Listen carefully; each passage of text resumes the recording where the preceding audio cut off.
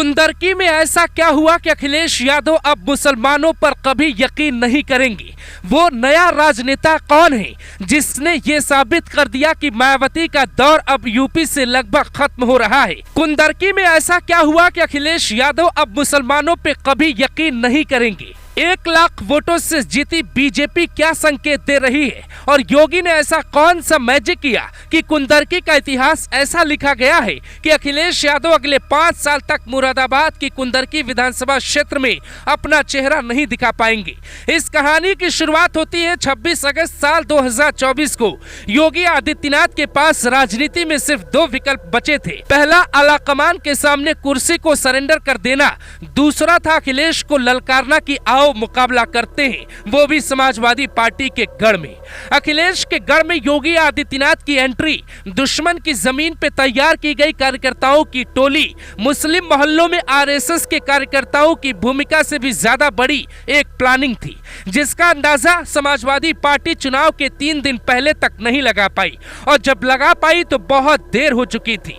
योगी ने यह साफ कर दिया कि मैं मुस्लिम विरोधी बनने को तैयार हूं, लेकिन उम्मीदवार ऐसे चुने जाएंगे जिन पे कभी मुस्लिम विरोधी होने का कोई आरोप न लगा हो, जिनको भाईजान की तरह टोपी पहनाई जाएगी, जो भाईजान की तरह नमाज पढ़ते भी देखे जा सकते हैं। यही आती है साम दाम दंड भेद की वो क्रिया जहां अखिलेश योगी से कुंदरकी के रण में कुछ ऐसे हारे कि मुल्ला मुलायम की कहानी भी याद आने लगी। ऑस्ट्रेलिया से पढ़कर लौटे अखिलेश को यादवों की राजनीति पसंद है। पिता मुलायम कहते थे, बेटा बिना मुस्लिम वोट तो सपा को यूपी की गद्दी नहीं मिलेगी। कई सालों तक अखिलेश खुद को हिंदू हितैषी बताने की कोशिश करते रहे, लेकिन साल 2014, 2017, 2019 और 2022 में उनको करारी हार मिली तो उन्होंने अपने राजनीतिक सलाहकारों को बुलाया और पूछा कि मुझे बताओ कि पिता हमारे कैसे सत्ता में आते थे और मुझे कुर्सी नहीं मिल रही है, तो इसके पीछे का कारण क्या है। तब सलाहकारों ने बताया कि पिता इस हद तक चले गए थे कि विरोधी उन्हें मुल्ला मुलायम कहते थे, यहाँ तक कि योगी ने सदन के भीतर खड़े होकर मुलायम सिंह यादव को अब्बा जान कह दिया। अखिलेश को यह बात समझ में आई, उन्होंने पीडीए के लिए टीम बुलाई, टीम का गठन हुआ और पीडीए के नारे से 2024 का चुनाव भी जीत लिया। लेकिन काठ की हांडी बार बार नहीं चढ़ती, सियासत में इसके उदाहरण कई है। यह मुकाबला योगी वर्सेस अखिलेश नहीं था, कुंदरकी की सीट ही भारत के आने वाले राजनीति की दिशा और दशा तय करेगी। यूपी के इतिहास की ये पहली सीट है जिस विधानसभा सीट में हिंदू अल्पसंख्यक होने के बाद भी बीजेपी ने सीट को इतने प्रचंड बहुमत से जीता कि उसका आंकड़ा देख के सबका सिर चकरा गया। इसके पहले रामपुर की स्वार सीट को बीजेपी ने जीता था, लेकिन स्वार सीट और कुंदरकी में बहुत बड़ा फर्क है। यकीन नहीं है तो ये नाम जरा देखिए।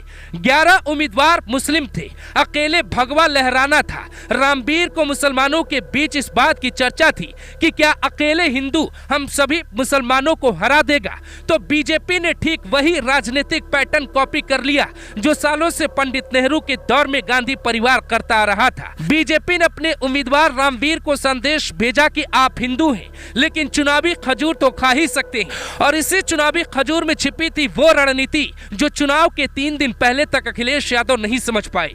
ये इतिहास का पहला चुनाव है जहां पर हिंदुओं की एकता की वजह से मुसलमानों में भारी फूट देखी गई और मुसलमानों ने भी अखिलेश यादव को बाय बाय कहते हुए योगी आदित्यनाथ का हाथ पकड़ लिया। जहां हिंदुओं ने मिलकर मुसलमानों को हराया, ये बात सही नहीं है, बल्कि मुसलमानों ने भी योगी का साथ देकर समाजवादी पार्टी की आंख खोल दी। यहाँ कोई पीडीए का टेस्ट नहीं था, यहाँ टेस्ट था अखिलेश के मुस्लिम प्रेम का। अखिलेश भी पिता की तरह मुल्ला मुलायम बनने की राह पर चल चुके थे, लेकिन कुंदरकी की जनता ने जो आंकड़े दिखाए वो किसी की भी आंखें खोल सकेंगी। ये यूपी में राम राज्य की शुरुआत है या योगी राज की शुरुआत, या कुंदरकी के मुसलमानों को अयोध्या के बाद ये समझ आ गया है कि योगी राज ही सही। यही वजह है कि मुस्लिम गढ़ में सपा को सिर्फ 10,000 के करीब वोट मिले। सपा के प्रत्याशी मोहम्मद रिजवान को 16,094 वोट मिले, तो वहीं चंद्रशेखर की आजाद समाज पार्टी के चांद बाबू को सिर्फ 10,000 वोट मिले। यहाँ बीजेपी के रामवीर सिंह को 1 लाख से ज्यादा अंतरों से जीत मिल गई। कुंदरकी की सीट ने यह भी तय कर दिया, जो अखिलेश 100 मुसलमानों को टिकट देकर 27 में यूपी का सीएम बनने का ख्वाब देख रहे थे, उनका ख्वाब धरती पर बिखर गया और मुस्लिम गढ़ में भगवा लहर गया।